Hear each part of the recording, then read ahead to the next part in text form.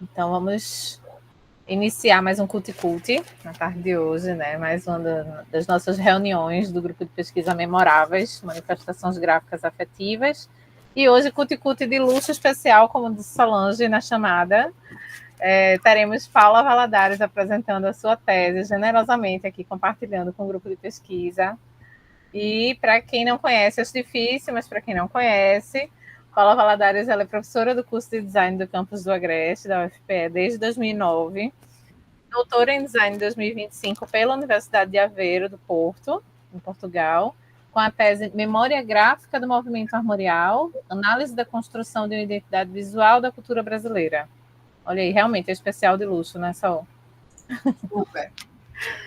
E também é vice-coordenadora do Laboratório de Tipografia do Agreste, o LTA, integra, né, o grupo ID+, de investigação lá em Portugal, é membro do nosso grupo de pesquisa, nos dá a honra também, né, dos memoráveis, é graduado em desenho industrial em 1995 pela UFPE também. A monografia foi sobre a obra gráfica de Vicente do Rego Monteiro.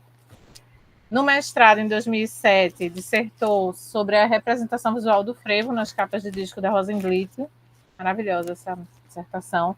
E tem interesse em estudos de memória gráfica pernambucana, suas representações, significados e relações com a identidade cultural, gráfica, patrimonial.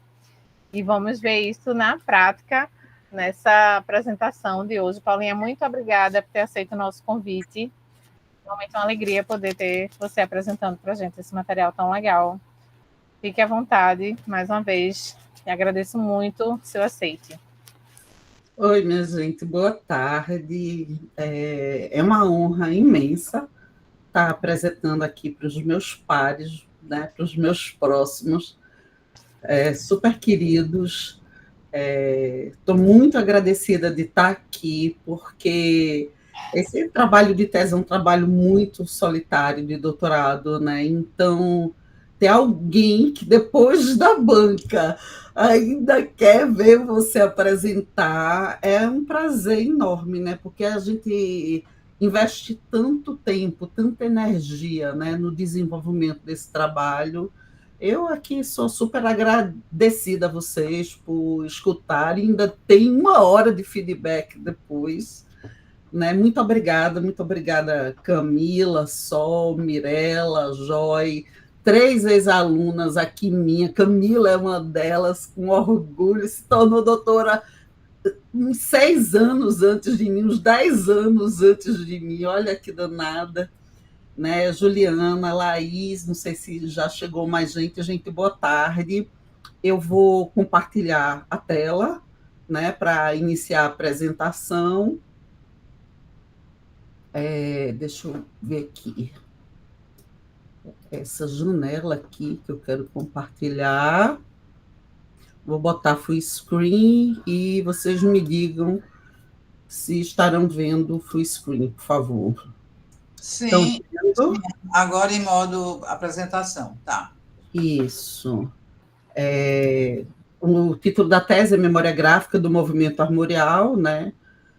É uma análise da construção da identidade visual da cultura brasileira. Foi orientada pelo Pedro Carvalho, que é professor lá da Universidade do Aveiro e Porto.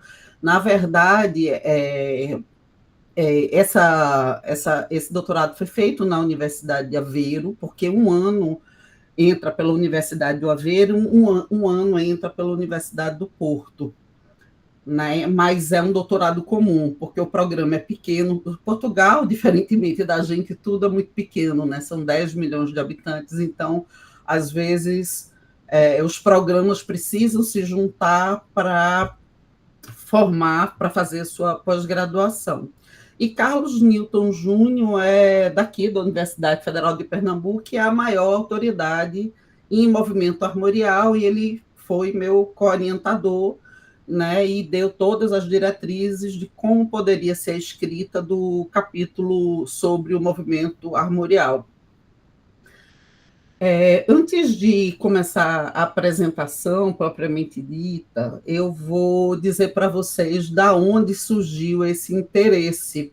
Inclusive, foi um colega, eu preciso dizer isso, a Fábio Caparica, porque eu dou história da tipografia aqui em Caruaru, e eu comecei a ficar muito impressionada quando eu ia falar da escrita visigótica, dos manuscritos visigóticos, e eu dizia, meu Deus, isso é muito armorial, isso é muito armorial. Só que os escritos visigóticos começam, legados do povo visigótico, começam no século IV ainda, nem a Idade Média tinha começado.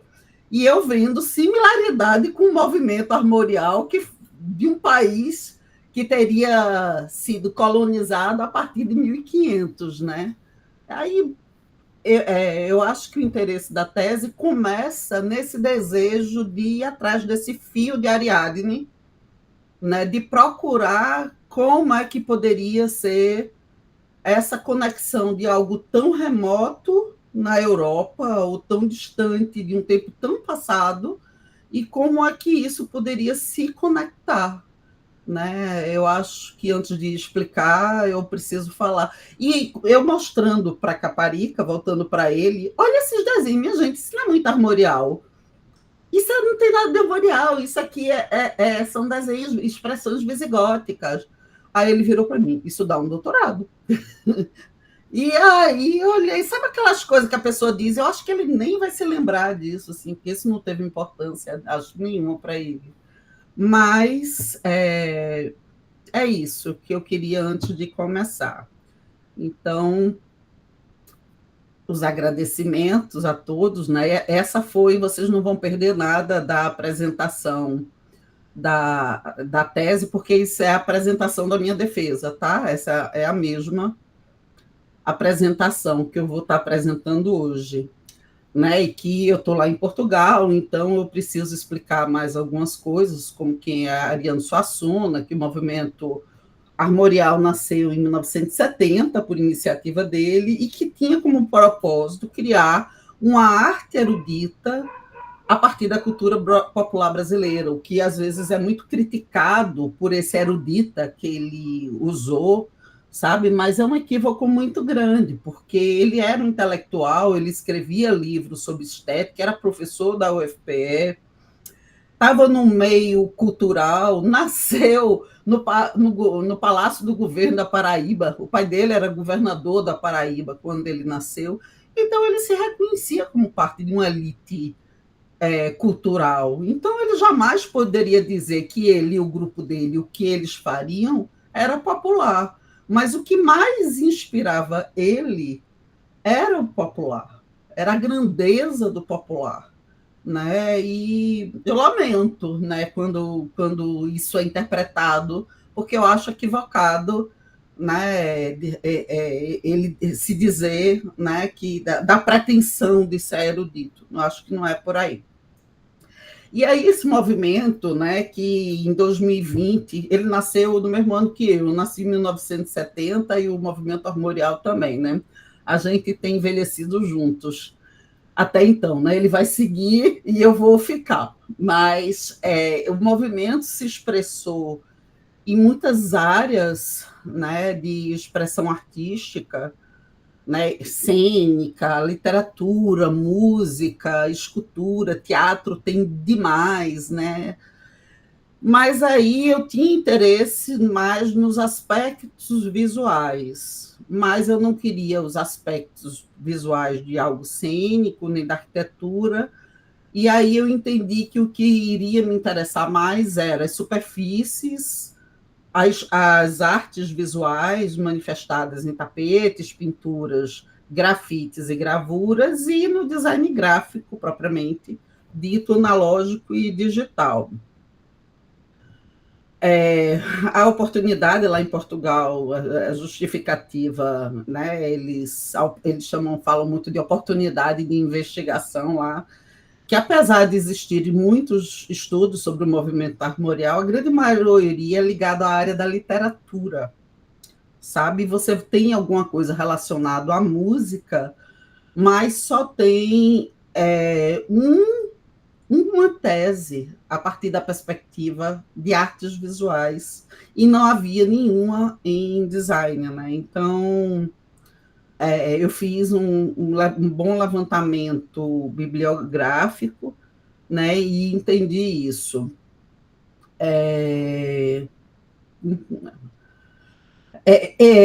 Uma das justificativas, né, que preenche essa lacuna sobre a visualidade do movimento armorial, e eu acho que talvez dos maiores méritos é tentar conectar fenômenos tão isolados de uma península ibérica medieval, né, com uma cultura popular brasileira, né, na América Latina. Então, eu acho que esse foi um dos méritos.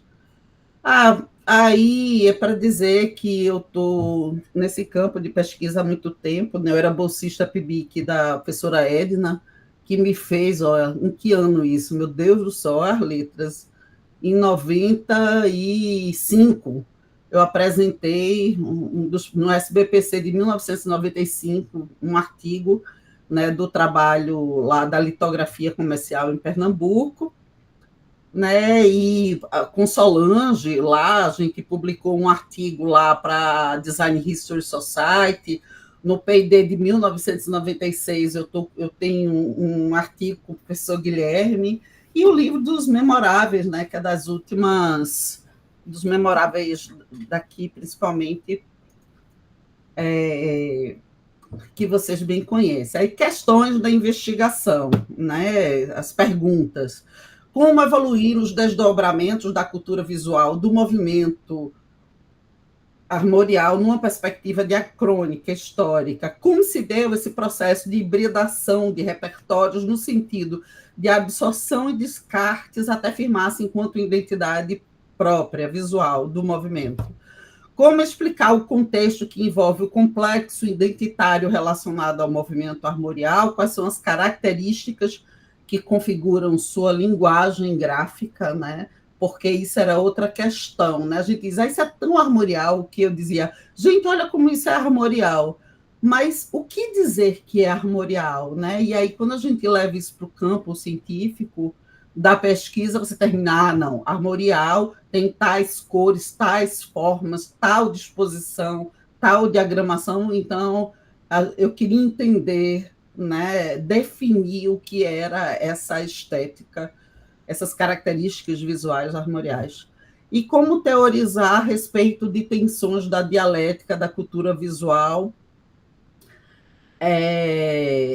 entre tradições e revoluções, né? Por tradição no sentido que sempre há algo que quer permanecer, né? A identidade tem a ver com isso, né? As tradições tem um lado da gente que a gente não quer deixar de ser a gente nunca, né? Isso vai até na psique.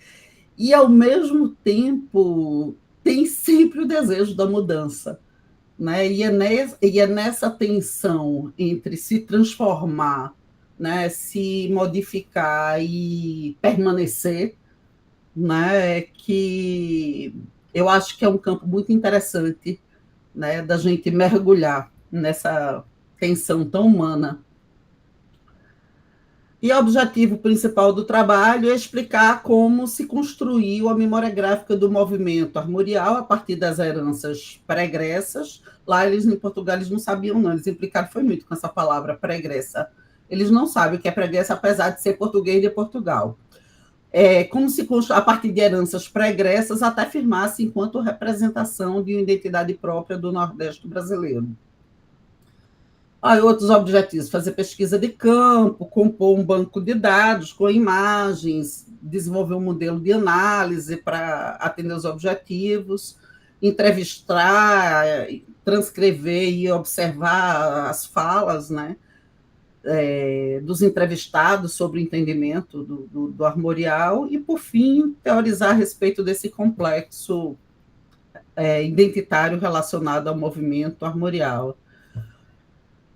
Para se estabelecer a hipótese, aquilo que eu estava falando, né, que tinha um lado da tradição dessas tensões, da dialética Eu acho que existe essa dialética nas culturas visuais de uma maneira geral, que é o que fica, o que se transforma, que precisa se transformar, né? Não tem aquela coisa, você tem que estar sempre se transformando para permanecer o mesmo, né? Então, tinha esse lado né, da tese, da antítese, para constituir uma nova síntese. Então, eu entendi que Ariano Suassuna ele absorveu referenciais ibéricos medievais, né? Ele quis observar o que existia aqui. Não é que ele quis ir lá na Europa buscar, não. É que ele reconhecia na cultura popular, né? Quando ele via, por exemplo, no carnaval, as pessoas com estandartes, ele via que isso era um legado do passado, né? Ou de procissões, ou de guerrilhas ibéricas, mas a ideia de um estandarte é uma ideia que remota em si, né? Está presente nos carnavais todo ano aqui, mas remete, reporta a um contexto medieval. Então, ele teria absorvido esses referenciais para assegurar a tradição ao movimento, mas, por outro lado, ele atentava para as questões da cultura popular brasileira para se distinguir, dessa primeira referência arcaica e europeizada, né? E com isso, nesse complexo, ele constituía uma nova tradição inventada, como bem diria Robensbau, que são todas inventadas. Aí a abordagem do trabalho, né, ele tem uma perspectiva diacrônica para se compreender os aspectos históricos, né, que em vez de história, né, essa foi uma transformação que eu acho que foi muito boa, né, do design do Brasil, né, porque uma das coisas que mais me chamavam a atenção, né, quando eu fui estudante, no início dos anos 90, do curso de graduação da UFPE, é que praticamente não existiam livros em português. Não existia nenhum quando eu fiz nos anos 90. Eu me lembro de Solange mandando a gente ler The March of Type, que tinha lá, para a gente poder estudar a história da tipografia. E eu aprendi a ler inglês instrumental para poder dar conta. Ou então a gente tinha os livros da Gustave Gilles em espanhol, mas a gente não tinha livros em português. Então, eu dizia, nossa, a gente fica estudando esse Morris, artes e ofícios, e esse Art Nouveau francês. E aqui no Brasil, como é que se deu essa história do design gráfico, né? Então, eu dizia, né, que eu quero me estabelecer contando essa história do design gráfico no meu lugar, na minha terra, né? E aí, quando eu fui pagar umas disciplinas lá no mestrado de história, antes de fazer mestrado ainda, eu comecei a achar meio chato isso, porque eles terminavam por ensinar sobre historiografia, que não era o que eu estava querendo entender, né? Como fazer história a partir, né, da escola de análise, e eu assim, o queijo verme, como contar alguma coisa, a nova história. E eu disse, não. E aí eu achei muito feliz quando surgiu o grupo Memória Gráfica Brasileira, né? E a gente pôde se libertar um pouco de algumas estruturas mais rígidas da historiologia. Então, tem essa perspectiva da memória, que é uma forma de dar conta dessa perspectiva diacrônica, tem uma perspectiva cultural no trabalho, no sentido de compreender questões de identidades, e a perspectiva do design vai por tentar reconhecer as características visuais, né? E aí eu estabeleci, a partir do arcabouço teórico dessa abordagem, como fazer a metodologia de procedimentos. Então, para dar conta desses aspectos memoráveis, eu posso ir nos livros, né, fazer pesquisa visual em livros de imagens e fazer entrevistas. Aí eu fui estabelecendo uma prática, né, procedimentos para a recolha de dados relacionados a cada um desses campos. Você fez a pesquisa da graduação sobre Vicente do Rego Monteiro. Foi. Então, você começou antes. Sim, sim. Eu falo ali, assim, desde toda a vida eu tive conectada a uma história do design gráfico ou uma memória gráfica do design em Pernambuco, do design gráfico em Pernambuco. Sempre, desde a graduação.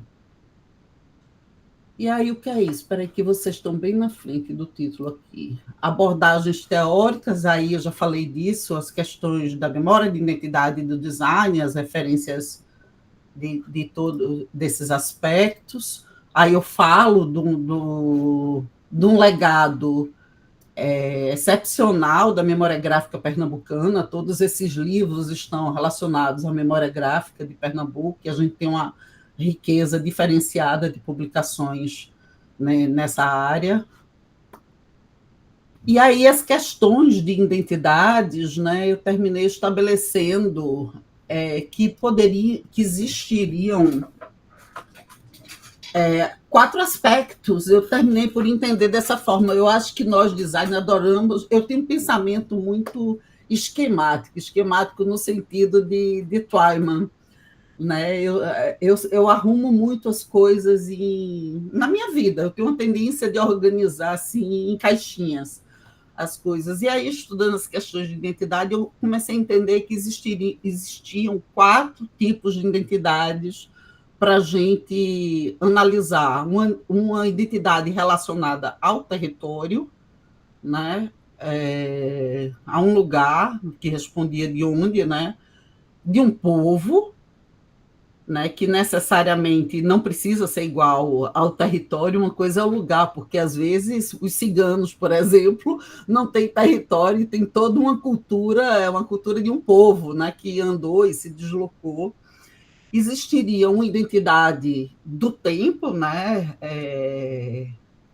que fala, né, Zeitgeist, né, vai dizer exatamente essa ideia, o espírito do tempo, né, de cada século, de cada década, né, os loucos anos 20, ou a própria moda tão sazonal, e uma identidade visual também, né, que, inclusive, eu proponho na tese que a gente deixe de chamar identidade visual quando a gente faz identidade de marca, que, do mesmo jeito que identidade cultural é um termo amplo demais para pertencer a antropologia, né? Eu acho que identidade visual não devia representar uma identidade maior, né? Mais ligada a um aspecto cultural, como todas essas outras expressões. E aí, o que não está passando? Sim. Aí, alguns entendimentos de alguns autores foram importantes. Jung, no sentido da ideia do arquétipo para justificar as permanências, né? Que algumas ideias, por serem arquetípicas, para justificar aquela ideia de tradições, outros vieram depois, né? Falando de imaginário, né? Né, mas ele foi o primeiro que eu reconheci nesse sentido. Canclini para dar conta das hibridações, das misturas que se dão, e Hobsbawm no sentido de invenção das tradições. E aí eu fui apresentada no doutorado a essa Gillian, né? Eu acho que deve ser Gillian Rose, o nome dela, que ela estuda pesquisa visual, né, como metodologias visuais, uma introdução à interpretação de materiais visuais.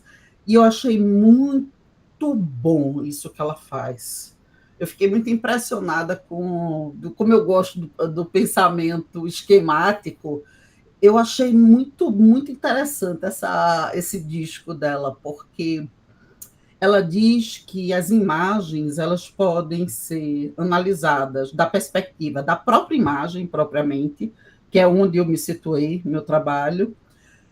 Ela pode ser analisada, a imagem, a partir da perspectiva das pessoas que olham aquela imagem, dos observadores, e pode também ser analisado da perspectiva de quem produz a imagem, né? Um lado é a própria imagem, o outro lado é de quem lê a imagem, quem constrói, né, quem desenvolve a imagem. E ela diz sempre que isso pode ser analisado na modalidade tecnológica, na composição e nas questões sociais.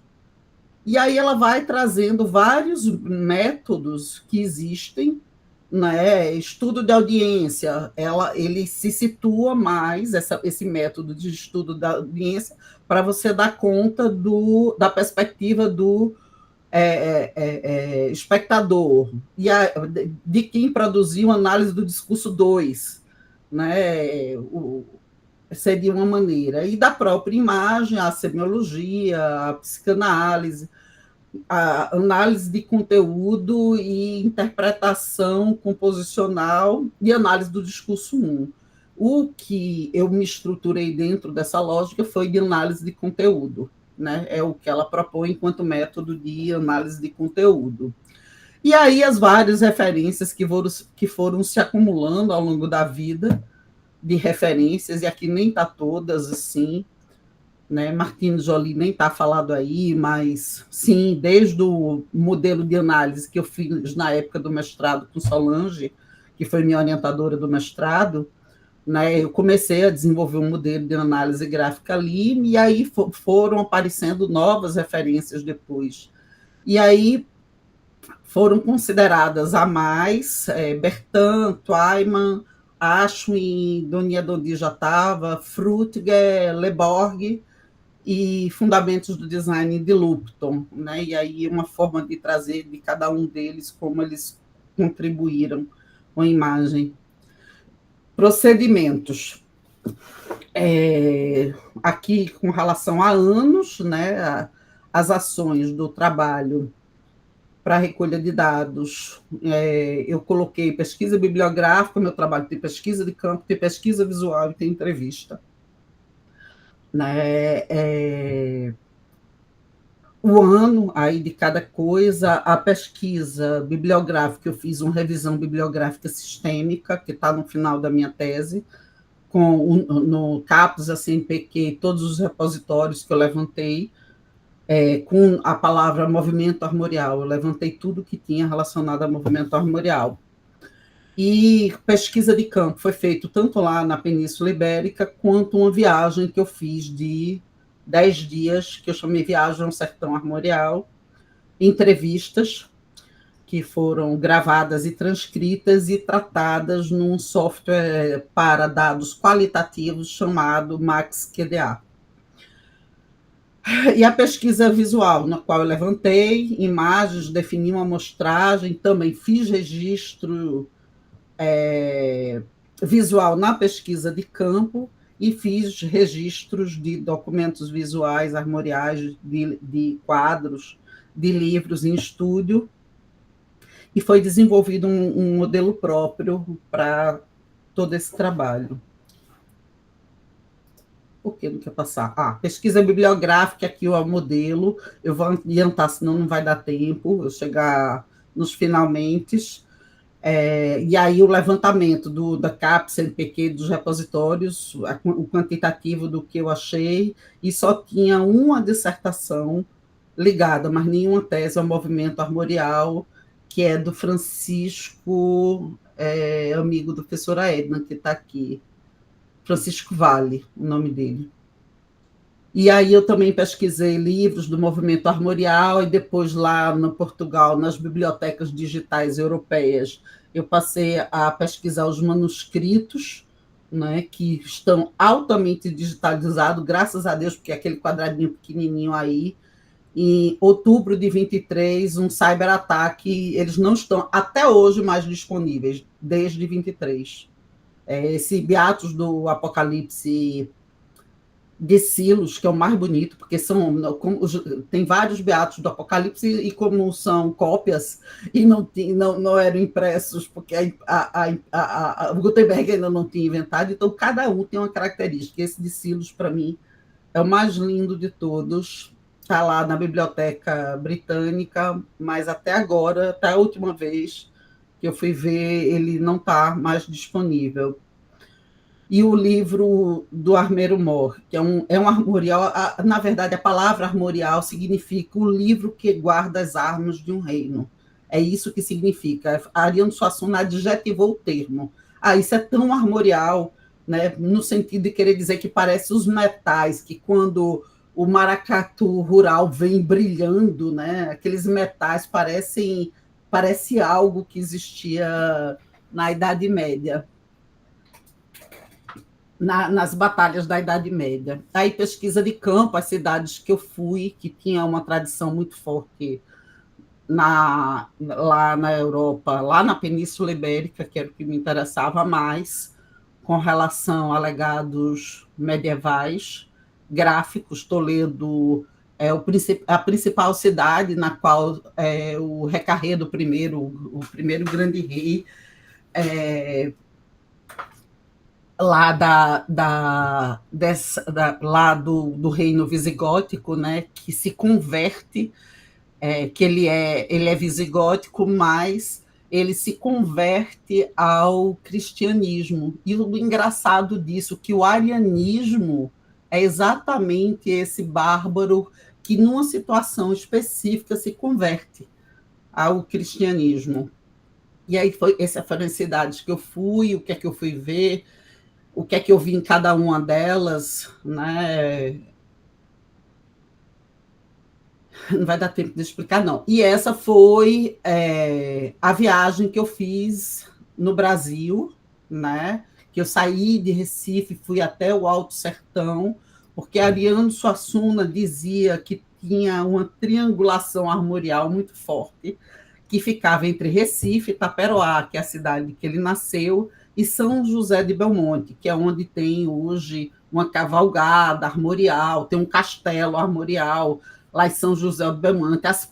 As pedras, né, da chacina que se deu, na qual o livro A Pedra do Reino é inspirado nessa chacina ocorrida lá em São José de Belmonte, né?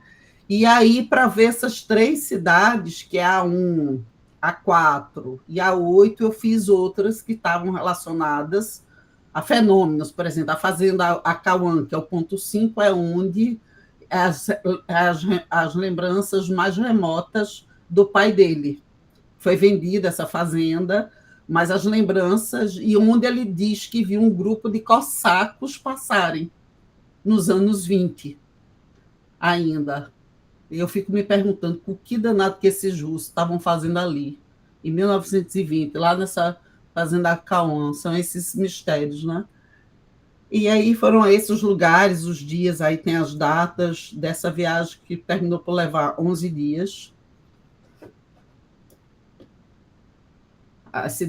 Os lugares no qual eu passei, e aí entrevistas também, a estrutura das entrevistas, as perguntas que eu faria para as pessoas, para mais adiante triangular essas respostas. E aí tinham artistas, eu ainda cheguei a entrevistar J. Borges, eu tenho 3 horas de entrevista gravada com J. Borges. Bug tem mais também, né? Miguel dos Anjos, Romero Andrade Lima, Guilherme da Fonte, Derlon e Bozó Bocamar, que são grafiteiros, Joana Lira, que é da arte do design, e mais 5 designers, né, como Bel Andrade Lima, Carlos Bela, que é de São Paulo, e fez a abertura belíssima da Pedra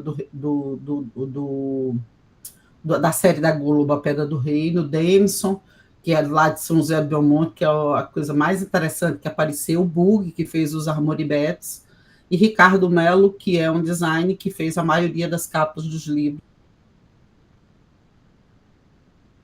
O Carlos Newton, Valdir Nogueira, que é um pesquisador lá de São José do Belmonte, né? E alguns sertanejos lá de São José Belmonte, como um vaqueiro, Regis Gundi, que eu perguntei a ele algumas questões, e Edísio e Clécio, que são da Associação Pedra do Reino, lá de São José Belmonte, e o Clécio é o dono do Castelo Armorial. É o doido dono que construiu o Castelo Armorial, lá em São José Belmonte. Aí, como eu fiz a amostragem, né, o método dela, você encontra as imagens, define categorias, codifica para depois analisar resultados. Isso aqui é uma coisa que foi muito importante entender, e essa é uma construção de muito tempo para mim, no meu trabalho, que é essa coisa que eu comecei há muitos anos, desde o mestrado, lá ainda com Solange, mas depois, porque você passou, oxente, que também surgiu com a disciplina Introdução à Pesquisa em Análise Gráfica, que eu ministrei com os alunos, e aí surgiu esse entendimento conjunto, tanto meu quanto das alunas, que pagavam a disciplina, que foi de inverter a lógica, né? Como é que a gente começa a fazer um projeto gráfico? E um dos entendimentos era, primeiro, decidir o suporte. Não, às vezes é uma questão de orçamento que define, não fazer uma coisa mais ou menos desse tamanho. Aí surgiu o suporte, e depois, então, se colocaria algumas imagens para depois se estabelecer as cores, que seriam preenchimentos, né? O suporte, você dá conta da questão da dimensão, que é o tamanho, né? O formato não é dimensão, mas é retangular, oval, né? Quadrado, a matéria-prima e o tipo de mídia. Nas manifestações, a gente dá conta das figuras, das formas, né? De grafismo e da tipografia. Sobre o preenchimento, podem ser cores, gradientes, texturas, transparências, iluminescências, metais, né? Sobre a disposição, né? A composição, a questão de direção, de equilíbrio, de hierarquia, e a significação, né? Que eu não determino, né? No meu caso, eu fiz mais próximo a partir do entendimento da teoria da hermenêutica, mas pode ser a da semiótica, mas que né, vai ter a ver com a bagagem de quem está analisando. E aí, as estruturas do modelo que tem. E aí, no meu caso, eu fiz esse quadro a mais, que era para reconhecer quando cada grupo de imagens que eu analisava, o que era uma herança da cultura ibérica medieval, o que era herança de uma cultura popular brasileira, e o que aquele novo grupo deixava de legado para o movimento armorial. E se a gente poderia estabelecer um estilo. E aí eu tentando explicar como foram feitas as análises, essa aqui eu mostrando como eu fiz a análise, por exemplo, do trabalho da Joana Lira, né, que é pernambucana, é artista visual e designer, né, mas nessa página aí eu estou pegando mais um trabalho relacionado a artes visuais dela.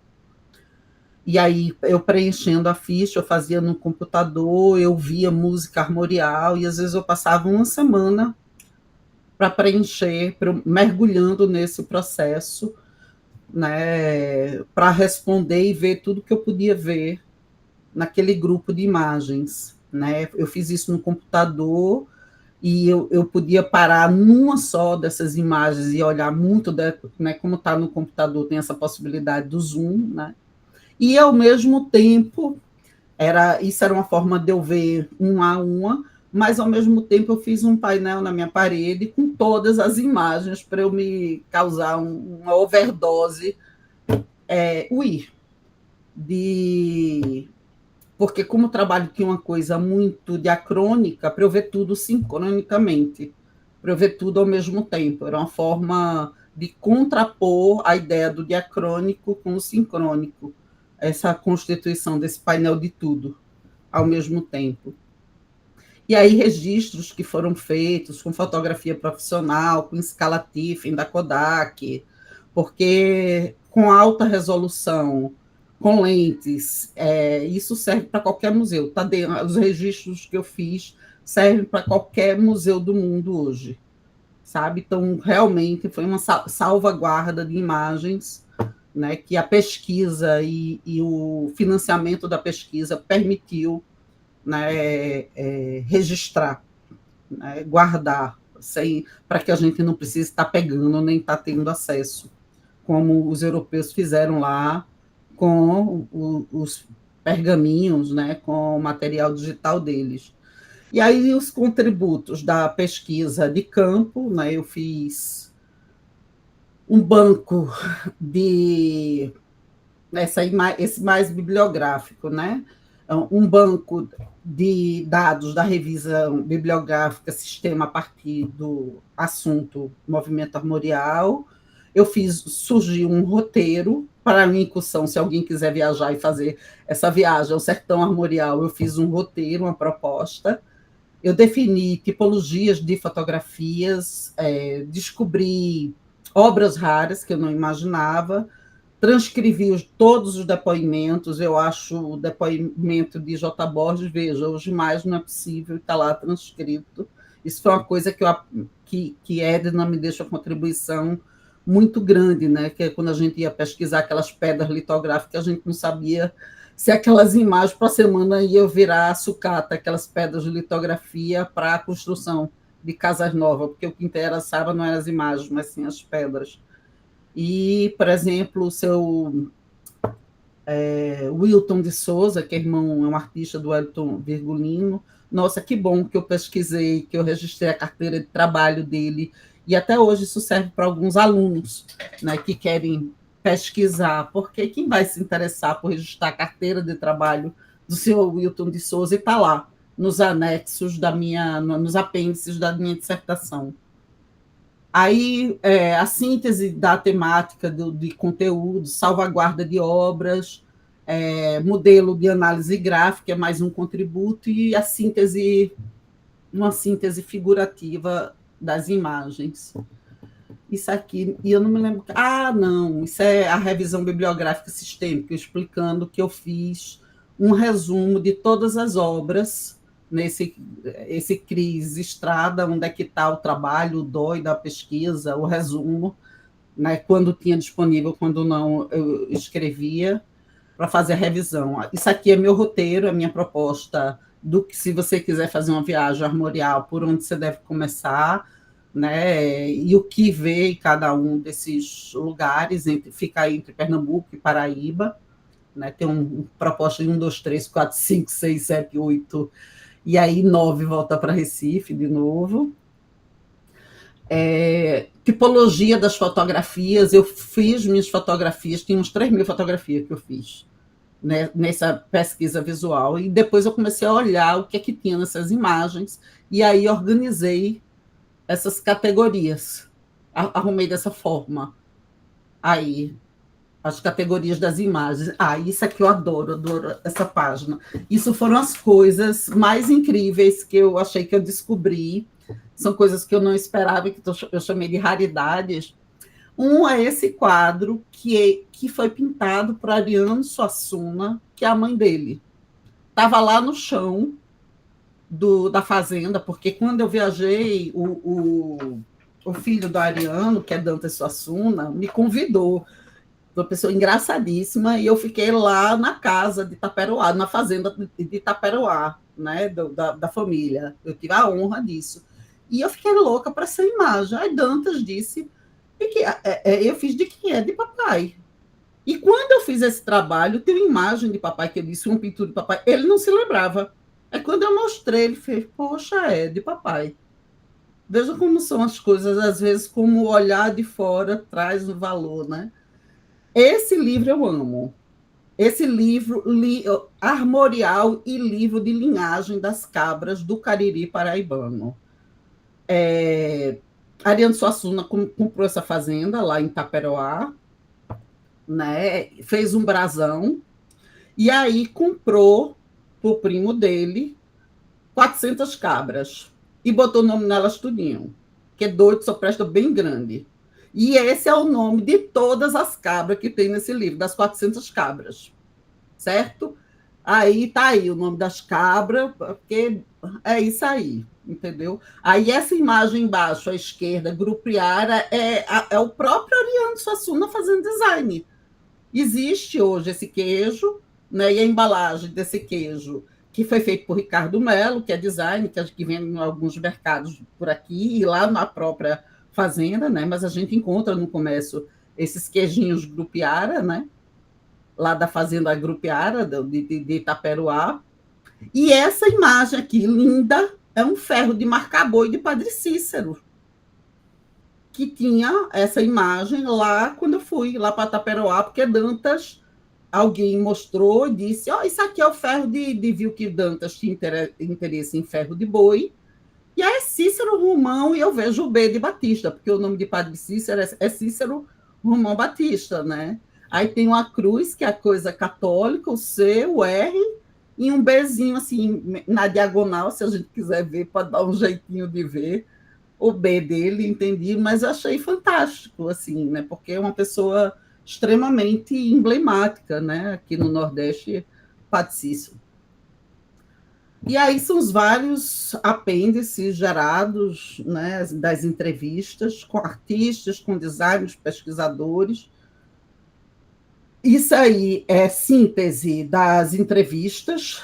Eu entendi que tinha coisas que diziam respeito isso é eu depois de passar pelo Max QDA, né? Peguei as entrevistas, separei os trechos do que os textos falavam e tinha algumas ideias que se repetiam sobre contexto, sobre o processo de construção armorial, das características e algo novo que eu não sabia. Por exemplo, isso aqui eu achei incrível, que se explicou, que vinha para mim, que o sertão começa, gente, não tinha estrada, né? O que a gente tinha de possibilidade de entrar mais fácil que não fosse a pé ou de cavalo é rio. Então, a ocupação primeira do sertão se dá através de navegação e vinha de Salvador. Né? A penetração se subindo, principalmente em Rio São Francisco. São essas as características. E aí, para a salvaguarda do que foi feito em estúdio, foi esse material aí, que está aí relacionado, né, de imagens, o modelo de análise gráfica, a síntese figurativa do que mais estava presente ao analisar categoria de humanos, animais, das 5 espécies que conhecemos, mamíferos, muitos mamíferos rurais e domésticos, seres fantásticos, as quimeras todas, os monstros todos, de sereia nagrifo, essas coisas mágicas todas. Ele gosta muito da besta Brusacan, né? Ariano Suassuna, que é um corpo de onça com asa e rabo de cobra, algo assim. Artefatos, astros, elementos naturais, arquitetura, paisagens e cultura pernambucana. Né? Eu consegui encontrar essas categorias de imagens de forma muito recorrente no trabalho. Deixa eu ver que horas são. Que horas são, gente? Eu não estou vendo, não. O computador... 5h11. 5h11. Tá. Vige. Mas eu acho que eu estou terminando. Aí, conclusões. Essas são as conclusões que eu acho que... Ave Maria, eu não falei, não. Acho que não dava tempo, não. A construção da linguagem gráfica do movimento armorial, né? Eu chego ao entendimento. A linha do tempo do movimento armorial, as tipografias e tipologias do design gráfico armorial, as eras do armorial, diagramas de identidades armoriais, características de linguagem gráfica armorial e teoria do Beatus via Samico. Heranças das culturas visuais, né? o que existia de mais remoto para constituir o repertório visual do movimento armorial são inscrições rupestres que existiam no Brasil, que tinham um fascínio principalmente relacionado à Pedra do Ingá, que está na Paraíba, né, que tem uma tipologia, né, são inscrições remotas, rupestres, muito antigas, e de uma tipologia até hoje não compreendida absolutamente, não interpretada e com proximidades visuais a desenhos da Ilha de Páscoa.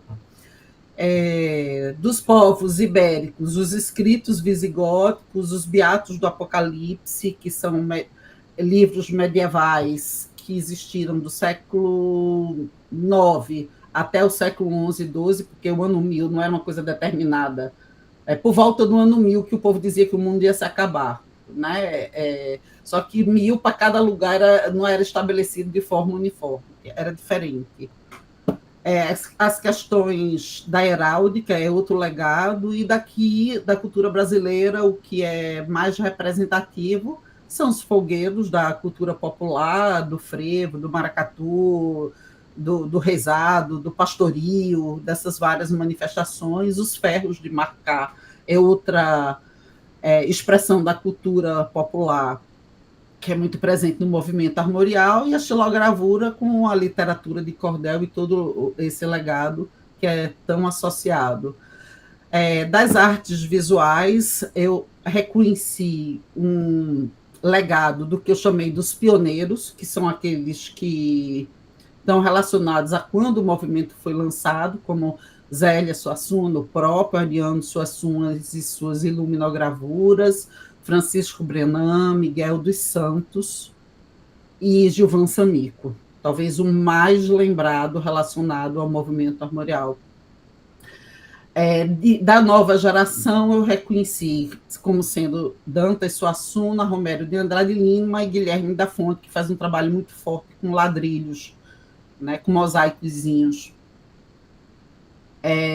E aí tem dois grafiteiros armoriais, que é Derlon e Bozó Bacamarte, que falam da forte influência, principalmente de Samico, sobre o trabalho deles. Eles se dizem fortemente influenciados por Samico e pela xilogravura e por J. Borges também. E aí tem Joana, que faz, Joana artista e Joana designer, que faz um papel importante nesse trabalho, que eu acho que é de fazer essa conexão das artes visuais para o design gráfico propriamente, fazendo já embalagens de produtos, como ela fez para a L'Occitânia ao Brasil, né? Ela desenvolveu embalagem da linha Olinda, fazendo latinhas de cerveja para o carnaval, e ela tem toda uma relação. Já do design gráfico, temos o Ricardo Mello, que eu já falei, e o seu trabalho relacionado, o Deimson Rodrigues, que é esse menino lá de São José Belmonte, que eu fiquei encantada, que é uma mistura de mangá com xilogravura. Eu adoro o trabalho dele, né, porque tem cara de mangá, mas o tema é armorial. Eu fiquei muito encantada. E ele não era uma pessoa conhecida, ele era uma pessoa lá de São José de Belmonte, do interior, do sertão. O trabalho da Bel Andrade Lima, que é uma sobrinha de terceira de Ariano Suassuna, sobrinha do Romero Andrade Lima. O Bug, que a gente tanto conhece, que fez os armoribetes dele, depois ele lançou o livro com essa temática, e o Carlos Bela, que faz a abertura, que é um trabalho lindíssimo. Eu sou encantada da Pedra do Reino. E aí é minha linha do tempo, né, tentando entender como, né, que tempos são esses relacionados a essa minha pesquisa. Com relação à tipografia, o Romero Andrade Lima, ele tem um papel muito especial no trabalho. Eu reconheci 5 categorias de tipografias, uma que é com a serifa triangular, que eu chamei de romanesca. Aí tem essa sem serifa, que eu chamei de Romero Andrade, Raul Deco, porque é Romero Andrade Lima, Art Deco. A Brincante, que é a da capa do disco Arlequim, né, que lembra muito, né, uma coisa meio saltimbanca. Essa que eu chamei da visigótica flecheira, sempre com muitos, né, tem que ter uma coisa meio armada, né, a mais armorial, talvez, por esse trabalho da Inês de Castro e a Salomé com esses diamantes nas extremidades, e a cursiva também dele.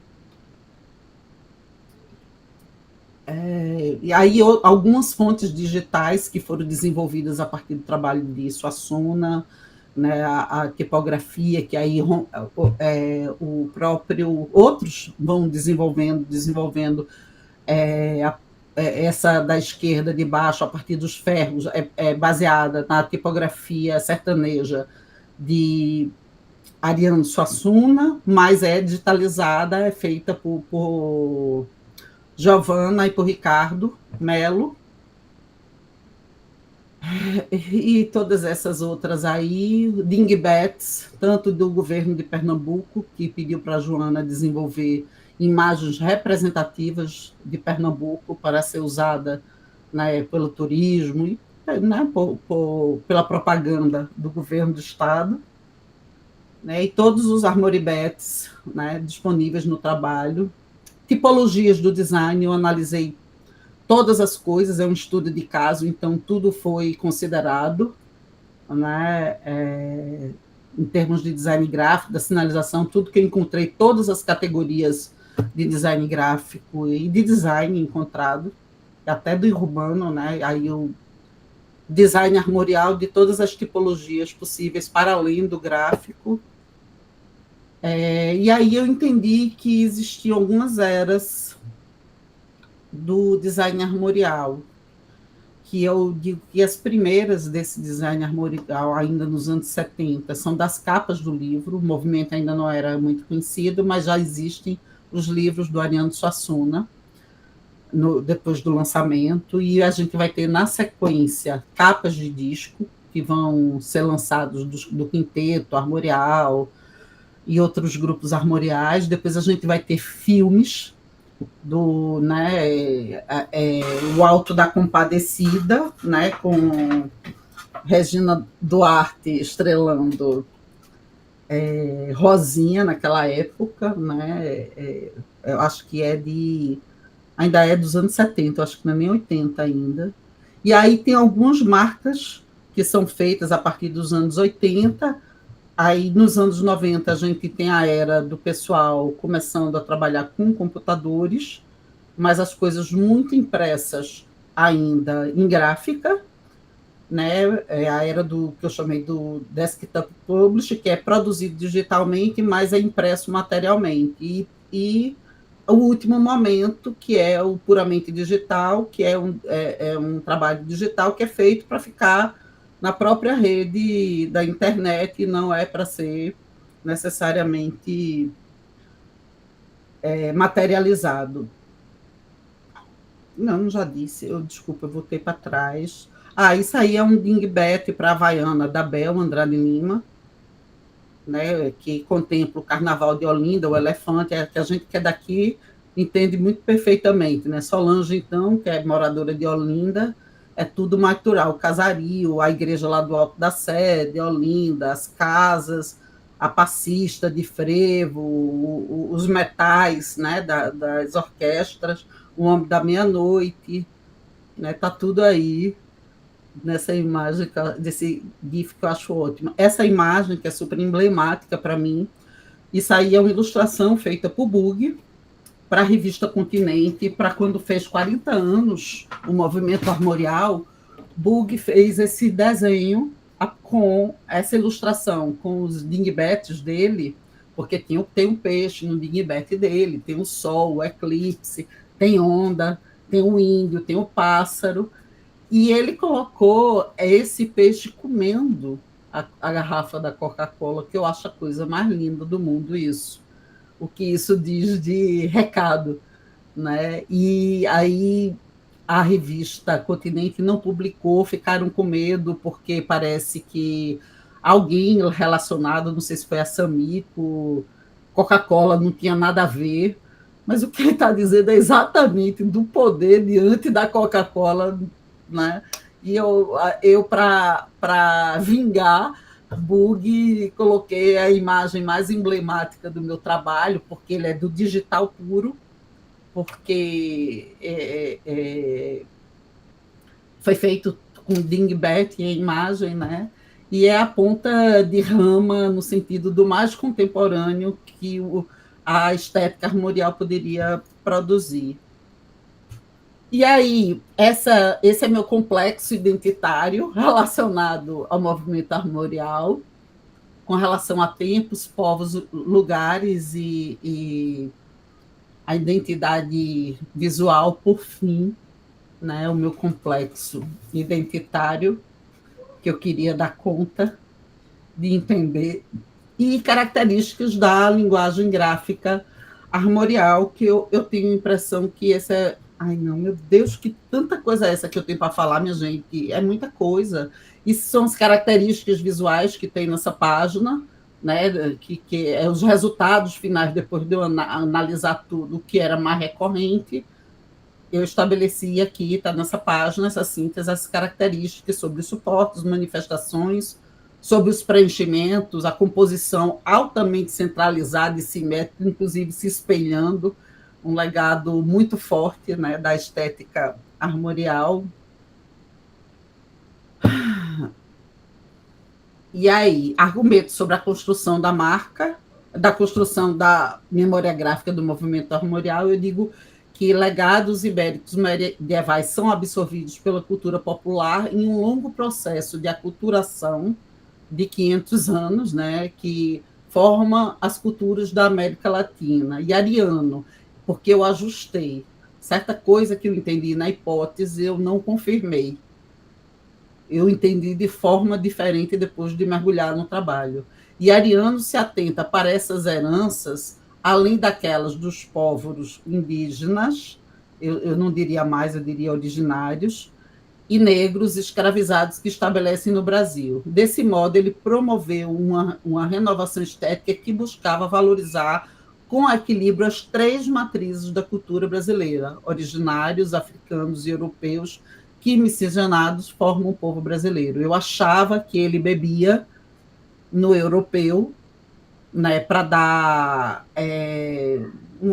porque ele tinha muita raiva do legado daquilo que, a partir dos anos 60, a televisão e o cinema e a influência americana passou a se estabelecer. Né? Então, eu entendi inicialmente, já que é para a gente ter uma influência estrangeira para se tornar mais nível, por que, em vez de a gente falar inglês, estar usando expressões em inglês, a gente não olha para os nossos povos remotos, que são ibéricos? Né? Mas eu depois entendi que ele não queria se aproximar dos ibéricos, ele queria realmente entender a cultura brasileira. E ela tem, né, esse legado europeu. Afinal, a gente fala português, né? A gente não fala tupi-guarani, infelizmente. E aí tem toda uma teoria que eu terminei por entender como se justificava a gente trazer esses beatos que eu falei, aquelas coisas visigóticas que chegaram até o movimento armorial. Eu passei a entender que nos anos 60, Sammico se aproxima de Ariano Suassuna, e aí ele tem acesso a livros europeus, né, de obras de grandes artes, né, os mestres da pintura, né, e o primeiro Apocalipse que ele faz, ele já tem fixação por esse tema, é de 62, antes dele ir para a Europa.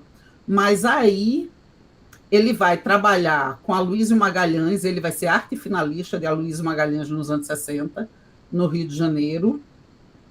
Né? E em 68 ele ganha um prêmio e vai para a Europa. E ele se estabelece, ele chega primeiro em Madrid, depois ele passa 2 anos em Barcelona, e ele morava do lado do MINAC. O MINAC é um museu que fica no pé do Montjuïc, em Barcelona, que é o museu que tem o maior legado de obra românica do mundo. Então, sem dúvida, ele morou 2 anos do lado disso. é lá que ele compra o livro dos Beatos do Apocalipse e vai ter essa influência, porque é uma arte muito bidimensional, ela é muito chapada, o trabalho, né, do românico, né?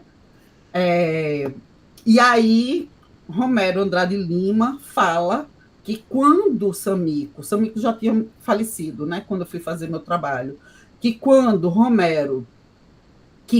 Samico volta dessa experiência de 68 até 70, que ele fica em Barcelona, ele volta encantado com aquilo que Romero diz, com os famosos livros do Apocalipse.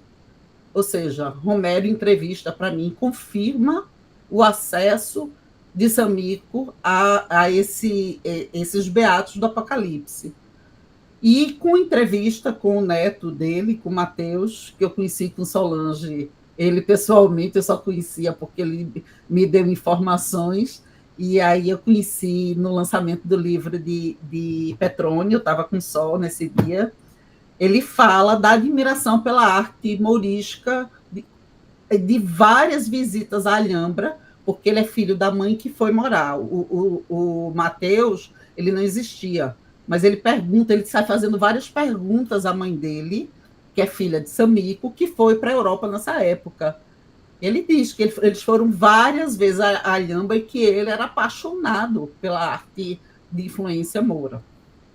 Então, é uma forma de confirmar. E isso aqui é uma imagem que diz mais do que muitos argumentos. Nessa moldura azul estão os beatos do Apocalipse, né? Na moldura vermelha está o trabalho de J. Borges, e a terceira que explica, né, como Samico é a mistura dos beatos do Apocalipse, ele absorve esses enquadramentos, a estrutura, a arquitetura da página e a divisão de quadrantes muito utilizado, que é algo muito mouro, inclusive. E os beatos do Apocalipse são entendidos como uma arte... como é que chama, meu Deus? Que é uma mistura de cristão com árabe. Mourisca, não. A mourisca é totalmente... Gente, esqueci a palavra. Porque eu sou assim, estou assim agora. Mas tem uma palavra que quer dizer exatamente isso, que é uma mistura de cristão com árabe. Certo? Então, é cristão porque é o livro do Apocalipse. O livro do Apocalipse é um livro da Bíblia, mas a estética é totalmente árabe. Certo? Moçárabe. Moçárabe, graças a Deus, muito obrigada. Moçárabe, exatamente. Os beatos do Apocalipse são moçárabes, certo? Que é essa mistura de árabe com cristão. Aí tem J. Borges, e se você olhar para Samico, né, que não tem essa força do preto e branco nos beatos do Apocalipse, eu acho que isso veio da literatura, da estética da xilogravura, da literatura de cordel, e ao mesmo tempo tem os quadrantes, e tem algo um pouco mais erudito, como diria Ariano.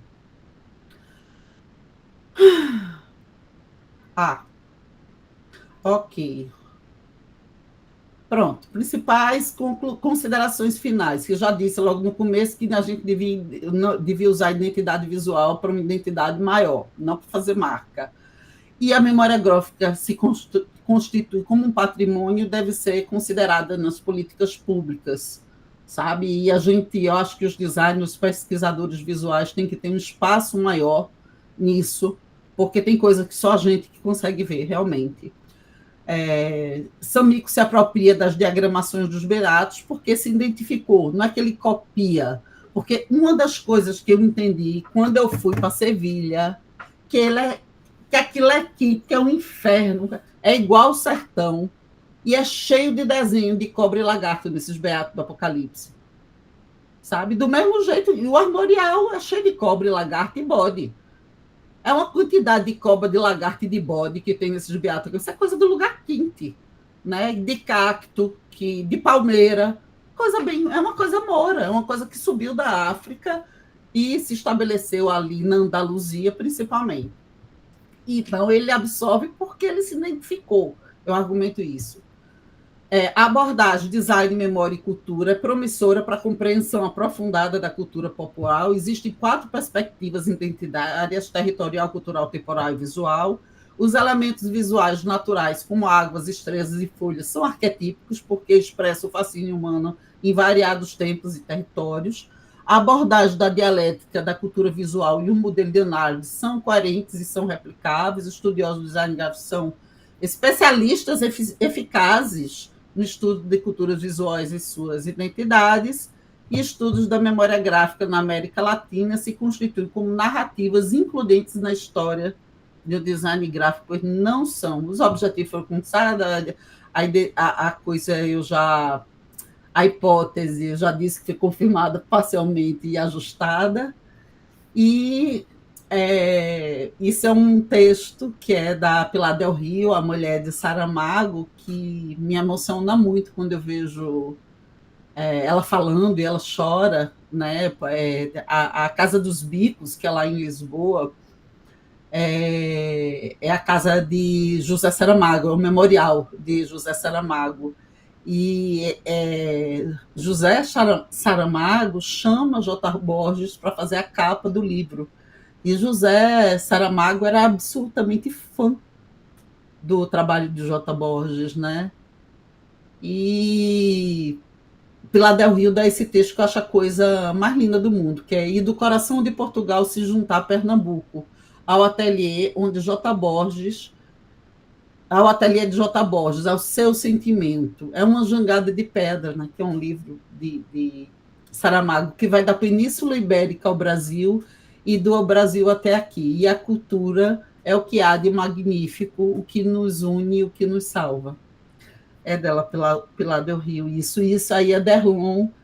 Essas imagens, essa imagem desse lugar bem lindo, isso é um lugar que tem lá em Lisboa, que se chama LX Factory, é um lugar mais de cabeça, mais moderno, com biblioteca, com vários espaços alternativos, é um lugar bem incrível que tem lá em Lisboa. E uma das partes é pintada por Derlon. Ou seja, o negócio vem de lá para cá e vai daqui para lá.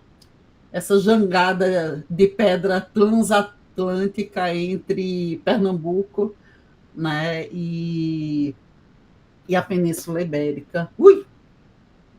E é isso, gente. É isso aí. Isso eu preciso dizer que essa imagem final sou eu sentada na cadeira de Ariano Suassuna, na casa dele, tá?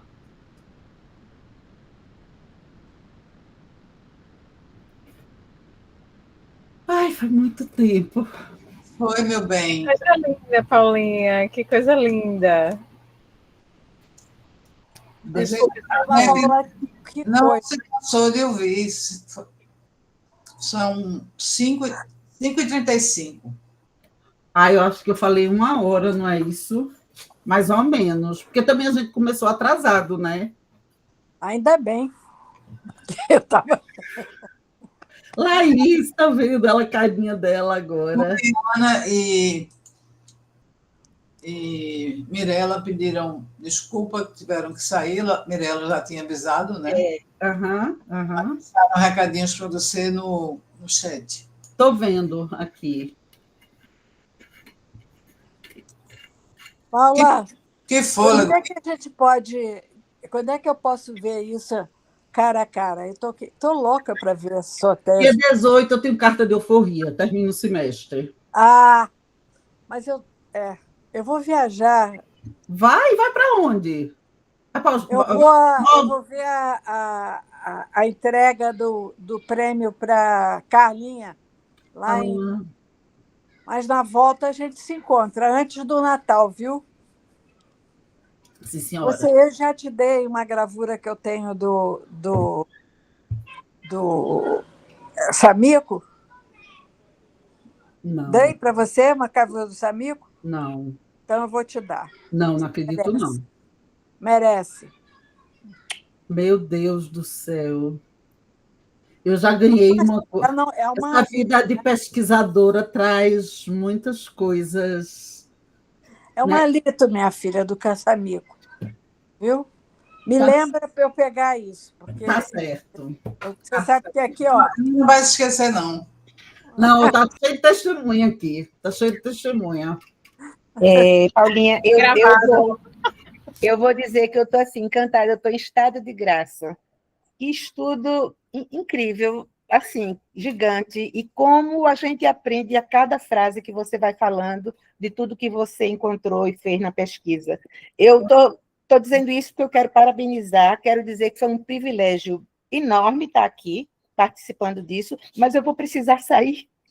Então, Tereza, eu quero muito obrigada. Muito obrigada pela sua presença. Que privilégio. Estou encantada. Pelo seu comentário. Muito obrigada. Muito obrigada. Obrigada. Tchau, pessoal. Beijo. Tchau, um beijinho, Tereza.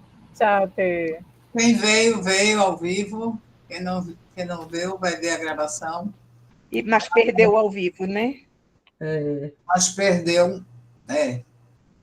Paula, é incrível esse trabalho. Quantas vezes eu vejo, quantas vezes eu fico encantada. Vi a sua apresentação agora, foi muito importante, porque eu vi o áudio da sua banca. Foi. Ali arguindo, mas eu não tinha visto a apresentação. Né? Verdade. Agora eu fiquei conectando coisas, né? Das perguntas que a banca te fez e que você respondeu lindamente a todas. Sim. Eu vi um áudio de uma cena que eu não conhecia, de um trabalho que eu não tinha visto ainda, mas não, você já tem compartilhado a tese. Mas é diferente, né? Porque ler a tese toda... A apresentação ajuda muito, né? Eu dou graças a Deus que tenha isso que Camila, esse grupo que Camila fez, isso é um negócio tão importante, né? Olha, Camila, unir é tão importante. Eu acho que a coisa mais importante que eu fiz até hoje da minha vida é o livro da memória gráfica, que nada mais foi senão unir. É necessário, né, Paulinha? Não eu não fiz, o grupo fez. Né? O grupo fez, eu só provoquei. Solange topou, você topou, as pessoas toparam e eu só provoquei, mas eu acho que é necessário, é um ato de resistência até, diante do que foi, inclusive, uma das considerações finais do seu trabalho, né, de reconhecer a memória gráfica como patrimônio. Isso está dentro do que a gente, esse reconhecimento está dentro do que o grupo é para que a gente se conheça e reconheça o que cada um faz, né? Essa sua atitude hiper generosa de compartilhar com a gente, de se dar esse trabalho de vir fazer essa apresentação para que a gente possa gravar, compartilhar com pesquisadores que têm esse interesse. Então, assim, é de uma generosidade e de uma necessidade, assim, para que todo mundo conheça o que você fez. Eu fico impressionada com a quantidade de contribuições do teu trabalho, assim. Além de todas as estruturas esquemáticas que você montou, né, que são hiper didáticas, são úteis para a sala de aula, para que os alunos tenham uma compreensão mais clara de tudo que você trouxe desse trabalho. Facilita a abordagem sobre o que é o movimento memorial, facilita a gente trazer esse espírito aí de pertencimento, de território. Enfim, é tanta coisa. Eu já me enrolei que me misturei um comentário com outro, porque eu estou, como a Tereza falou, em estado de graça, assim, encantada com tamanha contribuição. E, assim... Eu super agradeço por você participar do grupo, por você estar disposta e disponível para fazer essa apresentação, né? Que bom que a gente tem esses recursos de gravação para que os outros pesquisadores possam ter contato com esse universo da tua tese. É lindo, e não só lindo enquanto produto acadêmico, mas cada detalhe das contribuições, né? Os esquemas que você fez, a revisão bibliográfica, a metodologia, as tipologias. São muitas camadas. Né? São muitas camadas, né? É verdade, é verdade. É um trabalho profunda na Península Ibérica, como ela aprofunda no sertão. Quer dizer, tem muitas camadas de perspectivas metodológicas, né? Que ela vai cruzando. Como ela aplicou o modelo de análise, né? É muito legal. É um trabalho de muito fôlego. E muito fluido, muito claro também, muito claro, muito fácil de entender, assim, é muito rico, Paulo. Muito obrigado por ter dividido com a gente. Desculpa, Edna, que eu acho que eu lhe atropelei, perdão. Não, eu ia dizer o seguinte, é que eu acho que a perspectiva da Paula é uma perspectiva de designer. O que os trabalhos que são feitos geralmente sobre o armorial são muito mais sob a perspectiva ou das artes ou da literatura. Né? E a perspectiva do design ela é essa coisa inclusiva, né? Que tenta entender de tudo ao mesmo tempo. Essa visão sincrônica nem sempre se adapta bem àquilo que estava acontecendo. Eu acho que você teve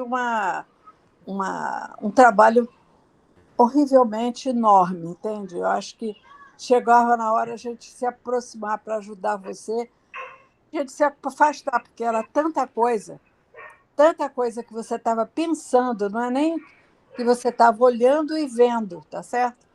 Que só você mesmo, eu imagino lá que o português que estava te ajudando deve ter ficado com a cabeça fervendo, porque você estava vindo com uma questão tão grande, tão complexa, tá certo? Mas eu acho que você chegou a esses esquemas que você foi montando, eles são visões parciais de um todo que são essencialmente são essenciais para se fazer outros trabalhos, não sobre o armorial, mas sobre outras formas de expressão cultural, tá certo?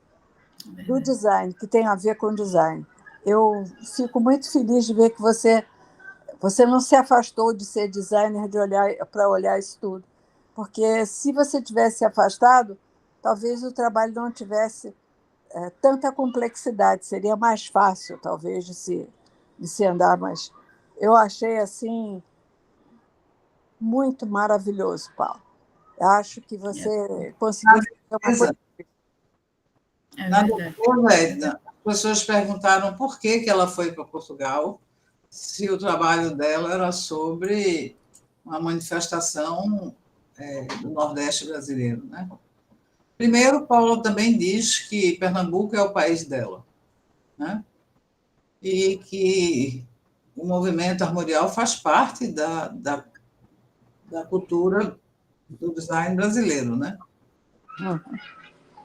De estudos culturais brasileiros, né? Está no título dela, que foi também questionado, porque Brasil. Porque não é Nordeste. Por que você não fala do Nordeste? Isso. Porque até isso. Eu nem gosto desse nome. Meu país é Pernambuco. É nessa hora que ela diz. Seria muito natural que Paraíba fosse também, né? Entrasse nisso. Mas mas toda vez que as pessoas vêm falar, porque para mim é a mesma coisa, é porque a gente perdeu a Paraíba, porque a gente quis fazer a Revolução Pernambucana, entendeu? Mas Paraíba, Pernambuco e Alagoas é praticamente a mesma coisa. Para mim é tudo Pernambuco. Mas eles não acham isso, não, viu? Mais ou menos. Mas eu acho que eles não brigam comigo, não. Mas a gente é a mesma coisa. A gente Pernambuco e Paraíba, nossa, tem umas áreas de sertão ali que você atravessa e você não vê muita diferença, não. É engraçado, né? O Sudeste faz um livro, História do Design no Brasil, Linha do Tempo do Design no Brasil, que não tem quase nada do Nordeste, e é Brasil. Quando a Paula faz um trabalho sobre o movimento armorial, que é majoritariamente aqui do Nordeste, né, mas que já ganhou o país todo, ela é questionada porque botou Brasil e não Nordeste. Né? Obviamente, isso foi dois avaliadores, um casado com a brasileira e o outro brasileiro, né? Estava na banca. E que bom que Paula estava lá para colocar no lugar o conceito da coisa. Que bom que Paula estava lá para dar essa resposta, né? Quem era o brasileiro? Rafael Cardoso. Rafael pensou isso? Não, Rafael tem uma coisa muito. Eu gosto muito daquele livro, A Modernidade em Preto e Branco, que ele fala, inclusive, muito da importância de Lampião e de uns modernismos. Nossa, menina, aquela roupa do cangaço de Lampião, que coisa mais incrível, que o cabo todo pronto para entrar no mato, na caatinga. aquilo era muito fashion. Eu vi o Macaco Simão, eu não esqueço nunca. E de anéis, de... E também tem influência morisca, né? E ibérica. Totalmente também. Aquilo é as palavras totalmente árabe, coisa de gente do calor, coisa de lugar quente. Agora, eu queria dizer uma coisa também para vocês, para justificar esse trabalho imenso, né, doido, porque olha a idade de Laís, a idade de Camila. Eu fui fazer doutorado, eu estava com 48 anos de idade, eu já tinha eu esperei minha filha crescer, porque eu não tinha coragem de me afastar de minha filha, nem eu também. Pois. Doutorado na cidade. Eu também. Eu fui fazer já com 50 anos, praticamente. 50 Mas olha o fôlego e a complexidade da sua tese, Paula. Mas eu já tinha. É uma coisa que... A bagagem é diferente. Aí é uma tese. Mas essas coisas, a idade. Veja, eu fui... Vocês viram aquela páginazinha, a carinha que eu tinha? Quando aquela épocazinha foi a professora Edna, aquilo é 1995, eu indo para o Maranhão, para defender o nosso artigo da pesquisa de imagens gravadas em matrizes litográficas, que é um projeto de pesquisa de professora Edna, que mandou eu ir, e eu fui sozinha para São Luís do Maranhão apresentar, fora de Pernambuco, que eu digo isso lá em Portugal, que o povo diz, em outro estado, o povo não entende o que é isso, não. O estado, eu fui, meu filho, para a Alemanha. Mesmo que eu tenha ido para a Alemanha, eu saí de Recife, eu fui para a Alemanha, é a mesma distância, gente, é muito longe de tudo aqui, né? Para defender isso. Então, em 1995, eu já estava indo, né? E olha a minha formação, eu fui... imagina eu com 25 anos de idade, que é a idade que eu tenho em 95, eu tenho 25 anos, eu estou na casa da professora Edna todo dia, estudando e analisando. Devia continuar. Com Guilherme me ensinando a fotografar. Imagina que influência isso não causa, para além, né, da formação na sala de aula. Eu era bolsista, eu ia para a casa dela, tinha um computador lá, eu ia toda tarde, a gente fotografava as imagens, gravava, catalogava, né? Depois um mestrado com Solange, eles já tinham ido para o Rio. Aí eu vou fazer mestrado com Solange, que é uma pessoa extremamente profunda também, né? E assim, eu sem pressa, porque quando eu via que eu e Eva, a diferença da gente, Eva Rolim, é 10 anos, né? E a gente foi fazer mestrado juntas. Edna terminou a graduação e já foi emendando pouco depois no mestrado, como Camila fez, como Laís fez, se tornaram doutoras. Veja, eu me formei, passei 10 anos trabalhando no mercado de trabalho, aí fui fazer mestrado. 12 anos depois do mestrado, eu fui fazer doutorado. É claro que eu tive tempo de respirar e amadurecer a minha história de vida, ser mãe, né? Uma série de questões aí que vai amadurecendo. Então, realmente, quando eu chego, eu estou na UFPE há 16 anos, gente, que eu não acredito nesse número, quando eu digo, né? Eu já estou com 8 anos na universidade, ensinando, professora, 8 anos de uma vida, porque a vida de professora é uma vida dedicada a estudar. Eu tenho condições financeiras de me manter e eu já estou estudando para fazer o que eu quero há 8 anos. É claro, né? Cada disciplina que eu dava, e eu gostava de coisas que me desafiavam, eu vou dar fundamentos, vai ler Flusser, vai entender a caixa preta, vai entender as coisas todas, me aprofundar. Eu tive tempo, né? Esse doutorado não é esse doutorado é 30 anos da minha vida de pesquisadora, né? Que vai de 95, eu quero nem que seja 40, não, é 30, em nome de Jesus vai ser 30. 95, 2005, 2015, 2025, 30 anos. São 30 anos de vida de pesquisa, gente. É uma culminância, né? É a culminância desses 30. É 30 anos. É claro que eu tive a oportunidade de ter uma maturidade diferente, né? Porque foi devagarzinho. É isso. Agora, tem que dizer também que o meu orientador é doido igual a mim. Não, porque, olha só, ele passa os mesmos sofrimentos que eu. Ele viu que não conseguia estudar o que ele queria ver. Ele tem um objeto de estudo que ele era apaixonado, que é o sapato Sanjo. O Sanjo é uma espécie de bamba que tinha lá em Portugal. E ele tem foto dele na tese dele, ele com 7 anos de idade, com um sapato assim, todo ancho, tirando foto, todo bonitão. E a tese dele, ele vai para Reading, ou para Reading não, ele vai para St. Martin, em Londres, estudar com Catherine Dixon, né, que era professor lá do curso. Ele vai para St. Martin, né, que é a Universidade de Arte lá, de Design de Londres, para estudar o objeto português dele. Então, quando ele me acolhe muito bem. Ele entende tudo porque é que eu saí do Brasil, porque eu arrumei uma desculpa ótima. Por que você saiu do Brasil para estudar um objeto de estudo? Aí eu peguei Saramago, que eu não sou besta, eu disse, porque Saramago diz que para a gente ver a ilha, precisa sair dela. Vê que resposta boa, porque isso é uma frase de Saramago. Para a gente ver a ilha, a gente precisa sair dela. Pronto. Aí pararam de me perguntar isso. Porque aí eu aprendi essa resposta, eu achei lendo, é um texto dele, né, bem curtinho. Eu digo, agora deixa eu me perguntar isso.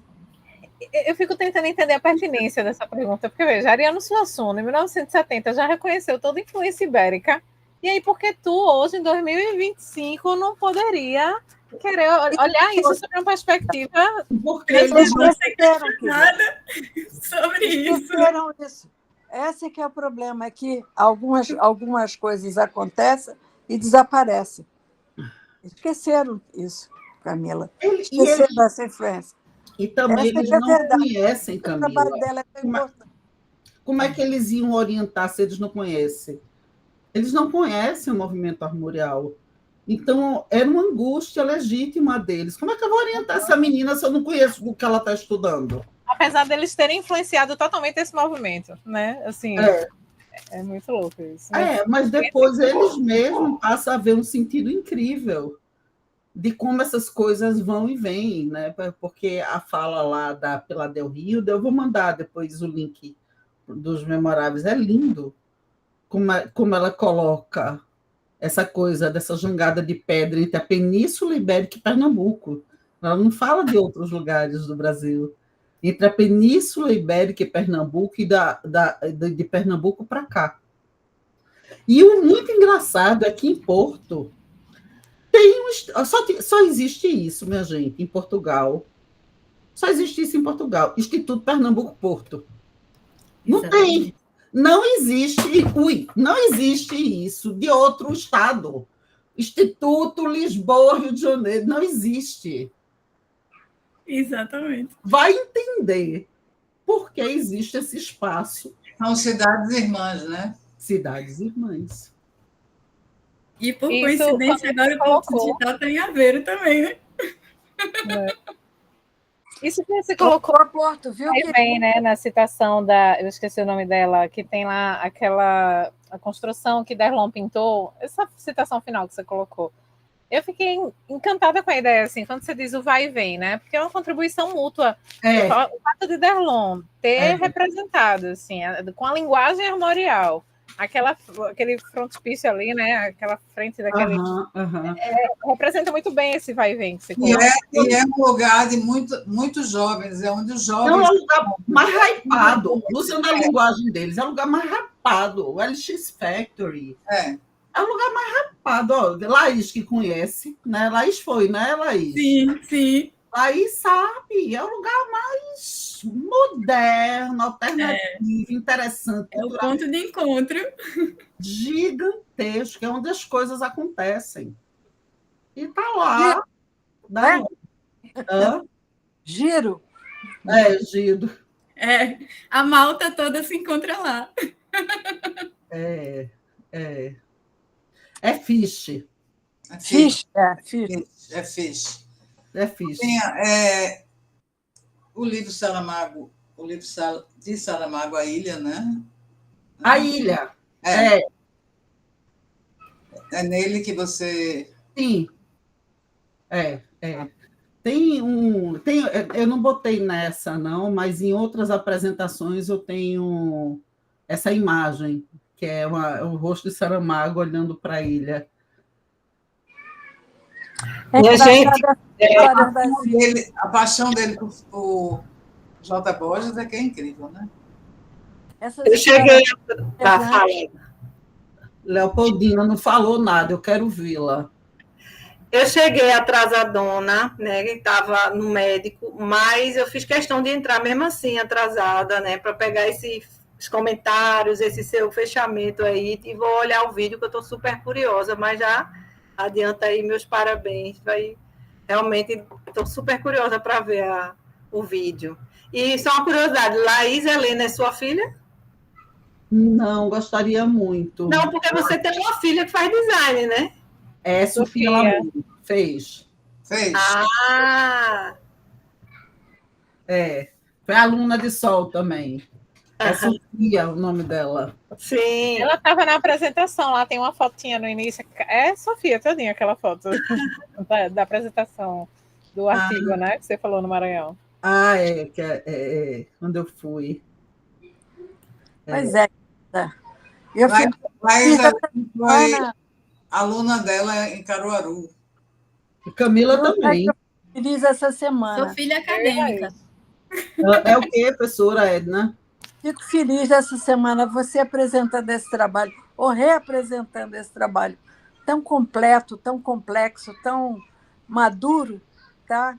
E, ao mesmo tempo, a Carlinha recebendo o título dela. São pessoas que foram parte da minha vida de professora. Muito. Sem falar na minha colega professora Sol. Mas não é? É uma coisa assim que se pergunta por que você fica satisfeita de ter sido professora? Está aí as provas de que vale a pena, né? É verdade, eu entendo perfeitamente. Então, essa Camila e essa Laís aqui, ó, para justificar esse entendimento, entendo perfeitamente. É uma linhagem, né? E que bom é poder passar o bastão, né? Que alívio que é. Que alívio na alma que é você ver a coisa e poder ir adiante. Nossa Senhora, você não imagina o amor que termina, né? A gente transbordando e seguindo. Vamos dizer assim, põe um tijolinho no conhecimento, né? E vê outro que vai mais adiante, vai mais adiante. Isso é uma coisa assim impressionante. É altamente felicitador da gente. Querida, em outras palavras. É muito gratificante, né? Você sabe, quer dizer, Tudo vale a pena se a alma não é pequena. Não, é assim, já não está mais com você, né? Já está com outras pessoas. Isso. Já está ampliando aquilo.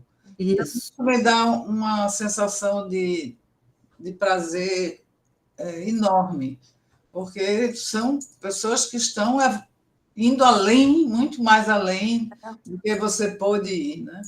Eu acho isso incrível. Jogar uma pedrinha na água, né, Solange? Eu acho isso incrível. Cria aquela reverberação.